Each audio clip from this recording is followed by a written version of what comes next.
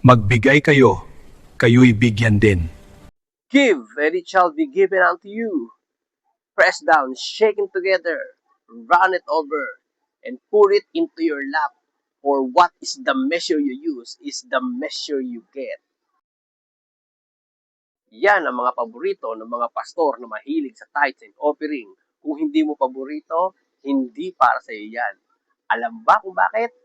Kasi yung verse na yan, Luke 6:37 to 38, ay hindi para sa pagbibigay na katuon. Ang sermon na yan ay sermon sa patag ni Jesus. At ang audience niya ay ang mga Pariseo, ang mga guro ng mga kasulatan, ang mga eskriba, mga Hudyo, at 12 apostol na nagtuturo kung paano mahalin, malasakit, at mag-response doon sa mga may nakaalitan. Ang konteksto po niyan ay hindi tungkol sa pagbibigay sa simbahan. Ang konteksto po niyan ay ang pakikipag-ayos kung may nakaalitan. Tama, yan ang konteks. Siyempre, ang kailangan nila noon ay peace offering. Kung may nakaalitan ka, magdadala ka ng mga token of appreciation. Sorry na ha, mali ako. Paborito ng mga pastor yan eh. Bakit? Paano ko nasabi? Ganyan madalas yung sinasabi ng pastor namin, lalo na pag nagbibigayan na yung offering time. Tapos sasabihin, pag nagbigay ka, ibabalik sa iyo ng siksik, liglig, at umaapaw. Kasi kung ano ang ibinigay mo, yun din ang sukatan na ibabalik din sa iyo. Hindi nga po yan para sa pagbibigay. Ang problema kasi, hindi nagbabasa ng konteksto. Aray ko! Ang gustong-gusto nila, yung dampot lang ng dampot ng verse. Kaya, nagkakundaloko-loko na. Alin kaya dito ang pwede? Nakakalito naman.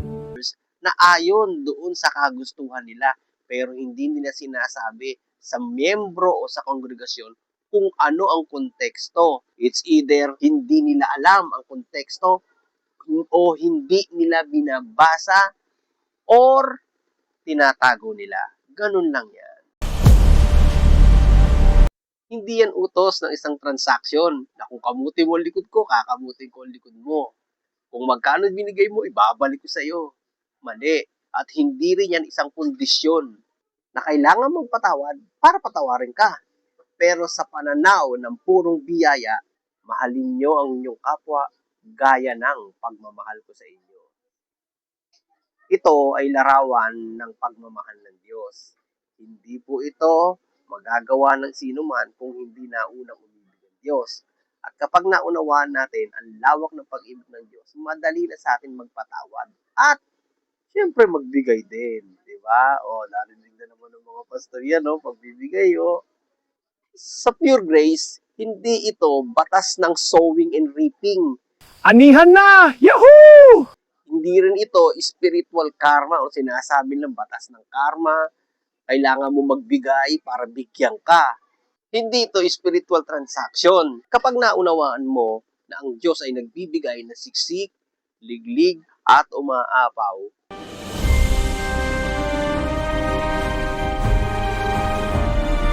hindi base sa iyong takalan, kundi sa kanyang kabutihan, madali mo na magagawa ang magpatawad sa kapwa at magbigay.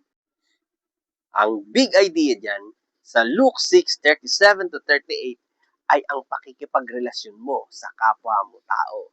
At madali na sa iyong magbigay dahil alam mo na binigyan ka rin ng Diyos. Lalo na kung ito ang paraan ng iyong pakikipag-ayos o pakikipagkapwa-tao. Again, tayo ay charito, karito, pinagpala at pinaburan na. Did you know